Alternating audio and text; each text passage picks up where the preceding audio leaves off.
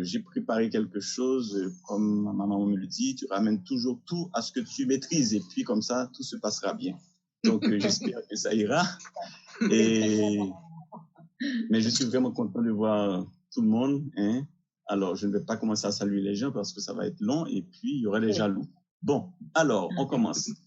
Force vive et compétences locales en Haïti, produire et s'associer, le chemin vers la souveraineté alimentaire. Donc, nous avons là question de la souveraineté alimentaire, donc de l'agriculture. Un petit rappel, l'agriculture en Haïti fournit encore une partie très importante de ce que nous consommons. Haïtiens qu'on dit nous pas produire rien, ce n'est pas vrai. Plus de 50%, disons autour de 50% de ce qu'on consomme dans le pays est produit dans le pays. Bien sûr, pour le riz, non. C'est à peine 20 à 25% du riz consommé qui est produit dans le pays. Le sucre, 100% importé. L'huile, les produits laitiers, le poulet, tout ça, effectivement, c'est importé. Ça pèse très lourd dans la balance commerciale.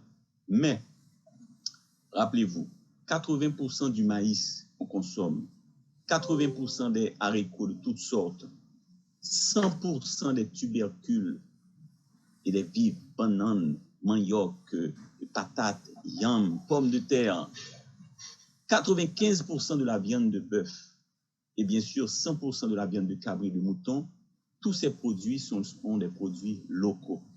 Et quand on fait un bilan global pour les produits agricoles, c'est environ entre 50 à 57% des produits vivriers qui sont consommés, qui sont produits dans le pays, et peut-être 45 à 50% des produits d'origine animale sont produits dans le pays. Ce sont des choses à préserver, ce sont des chiffres à connaître. Bien entendu, ça n'a pas toujours été comme ça. Dans les années 80, plus de 80% de ce qu'on consommait dans le pays étaient produits localement. Et ces produits-là, qui représentent quand même une masse d'argent et d'emplois, repose à 90% sur l'agriculture familiale. On parle de familles qui possèdent, pour la grande majorité, pour plus de 80% de ces familles, qui font 90% de l'agriculture, possèdent moins d'1 hectare sur lesquels ils produisent tous ces produits. Et ce sont ces mêmes familles qui se retrouvent dans une situation d'insécurité alimentaire la plus grave. C'est-à-dire que ce sont les gens qui produisent de la nourriture qui sont les moins bien nourris, et en quantité et en qualité dans ce pays. Et les taux de malnutrition sont encore plus élevés en milieu rural que dans le milieu urbain. Donc, on voit aussi que les gens qui vivent dans le milieu rural, qui ont un niveau de sécurité alimentaire, c'est parce qu'ils ont des revenus extra-agricoles, des petits métiers ou de l'argent qui vient de l'extérieur. Donc, c'est le secteur agricole qui continue à fournir plus de 50% des emplois du pays. Ce qui veut dire que l'agriculture est l'activité principale, mais c'est l'activité qui équivaut à dire misère et insécurité alimentaire. Tout cela parce que les revenus de l'agriculture sont insuffisants. Et ces revenus, ils sont générés par le marché. Et les prix du marché, par contre, sont fixés par les produits importés. C'est les morceaux de poule qui fixe, qui plafonne les prix de la viande en Haïti. C'est le lait importé qui plafonne le prix de lait à gogo en Haïti. Et c'est ainsi, c'est le prix du riz qui plafonne le prix des vivres et des tubercules. Donc, nous sommes dans un cercle vicieux parce qu'on nous dit que l'agriculture n'est pas compétitive parce que les produits locaux sont trop chers. Mais il faut se rappeler que ce cercle vicieux a été engendré par une économie de rente. Quand je parle d'une économie de rente, je veux dire les gens qui jouissent de la richesse sans investir, qui ne prennent pas de risques. Et c'est la caractéristique des élites haïtiennes, des élites économiques, ce sont des élites rentières. Et l'État haïtien est un État rentier. Rappelez-vous que la principale source de revenus de l'État était, jusque dans les années 80, les taxes sur le café. Certaines années, plus de 50% des revenus de l'État haïtien venaient d'un seul produit, les taxes sur les exportations de café. Et ce sont ces taxes qui ont enrichi l'État, en fait, qui ont le minimum de services dans les villes et qui ont enrichi les élites, sans, par contre, aucun retour en termes d'investissement dans le secteur agricole. Donc, on produit de la richesse, on finance l'État, on finance les élites, mais rien en retour. Et cela a provoqué donc, au fur des années, au fur et à mesure, une baisse dans la productivité. Les caféiers sont devenus moins productifs et quand les Brésiliens sont rentrés sur le marché, eh bien, les petits paysans haïtiens ne pouvaient pas faire la compétition puisqu'il n'y a eu aucun investissement dans la régénération des caféiers, dans la protection sanitaire, etc. Et donc, cette baisse de compétitivité, c'est le résultat aussi de ce système rentier. Baisse de compétitivité, donc baisse de revenus. Et par rapport à cette situation, quelle a été la réponse du pays? Eh bien, dans les années 80, ça a été l'ouverture des marchés. Ça a été l'abattage des cochons créoles.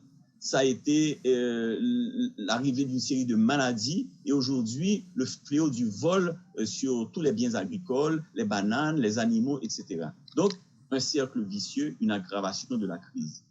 Et l'État rentier qui a arrêté de taxer les exportations, c'est maintenant tourné vers les importations. Nous allons maintenant taxer les importations. Mais il faut baisser également les taxes, le niveau des taxes d'importation, mais il faut augmenter le nombre d'importations pour pouvoir compenser la baisse des tarifs sur les importations. Donc, un État qui abaisse les taxes, qui provoque une situation de faillite dans les exploitations agricoles, mais en même temps qui essaie d'avoir le plus d'importations possible pour pouvoir compenser cette baisse par le volume des importations. Donc aujourd'hui, la crise que nous avons est une crise vraiment de société. Comme on l'a dit au début dans l'introduction, il n'y a plus de relève dans le monde rural. Les jeunes laissent les villes. Les parents envoient leurs enfants à l'école de façon frénétique. Avant, le paysan n'envoyait pas tous ses enfants à l'école. Maintenant, il le fait, mais pas dans le but de venir recapitaliser le milieu, mais pour qu'ils puissent sortir et fuir de ce milieu. Malheureusement, il n'y a pas de perspective réelle en ville. Même quand on envoie ces gens à l'école, eh bien, la seule issue, c'est l'exil. C'est le Chili, c'est le Brésil, etc. Et cette politique économique qui a créé le chaos dans lequel on est au niveau économique, qui a ses racines depuis l'indépendance, mais qui s'est aggravé avec la politique néolibérale, cet échec est reconnu par tous. La Banque mondiale le reconnaît, le FMI le reconnaît, la BID le reconnaît, l'USAID le reconnaît, la coopération française, et même l'État haïtien, dans ses textes officiels, par exemple, le document de stratégie nationale de sécurité alimentaire et nutritionnelle de la coordination nationale de la sécurité alimentaire, la CNSA, reconnaît cet échec et les causes de cet échec, reconnaît les documents officiels de l'État haïtien et de tous ses partenaires internationaux reconnaissent que l'ouverture des marchés a mené à la catastrophe. Le ministère du Commerce, en 2015, a même avisé l'OMC qu'on allait rompre avec cette politique et que Haïti allait désormais appliquer des nouveaux tarifs pour protéger l'agriculture, des tarifs alignés à ceux du CARICOM, argumentant que Haïti est membre du CARICOM, il faut donc pouvoir s'aligner. Et Haïti a rempli son devoir. Tous les partenaires commerciaux d'Haïti de l'OMC ont été avisés de ce changement dans la politique commerciale d'Haïti et aucun d'entre eux n'a posé d'opposition. Les États-Unis ont dit « allez-y, faites ». Seul pays qui a eu des réserves, c'est la République dominicaine, et on s'imagine un peu pourquoi, mais c'était le seul pays à avoir des réserves. Mais une fois cette décision prise, rien n'a bougé. Après, on a eu la crise du pilote en 2019, fait le gouvernement réduire encore les tarifs de riz importés pour supposer baisser le prix du riz. Donc, on dit, on écrit, on fait quelque chose, on réfléchit, et par contre, on fait tout à fait le contraire. Pourquoi? Eh bien, pour changer une politique économique, une politique commerciale, il faut qu'il y ait des acteurs mobilisés. Et pour qu'il y ait des acteurs mobilisés, il faut qu'il y ait des acteurs ayant un intérêt réel. Aujourd'hui, et depuis toujours, l'agriculture, c'est l'affaire des petits paysans. Et ces petits paysans, aujourd'hui, sont les premiers à ne plus croire dans l'agriculture, parce que l'agriculture signifie misère. Par contre, on voit quand même qu'il y a certains fils et filles de ces paysans qui vont étudier l'agronomie. Et c'est quand même, je fais toujours ce sondage auprès des étudiants, et ils me disent que leurs parents sont désespérés. Qu'est-ce que tu vas faire en agronomie? Et en fait, il y a quand même un espoir à ce moment-là. On peut se dire, mais qu'est-ce qu'on peut faire? Donc, on voit donc que les populations pauvres et les paysans investissent dans l'éducation. On voit donc qu'il y a toute une classe de jeunes qui ont étudié dans des écoles techniques. Il y a plus de 17 facultés d'agriculture dans ce pays, officiellement reconnues, et je ne peux pas vous dire combien qui ne sont pas reconnues, et des écoles techniques. Et aujourd'hui, on voit une quantité de jeunes qui investissent dans l'agriculture, dans de nouvelles filières, dans la production de lapins, dans la production de miel, dans la transformation. Certains d'entre eux créent des petites sociétés en nom collectif ou en nom propre, et ils sont à la recherche de solutions parce qu'ils sont pris au piège. Ils ont reçu une éducation qui voulait les éloigner de l'agriculture. Ils se sont rendus compte, pas comme tous, hein, c'est pas la majorité, mais ils sont quand même un nombre significatif.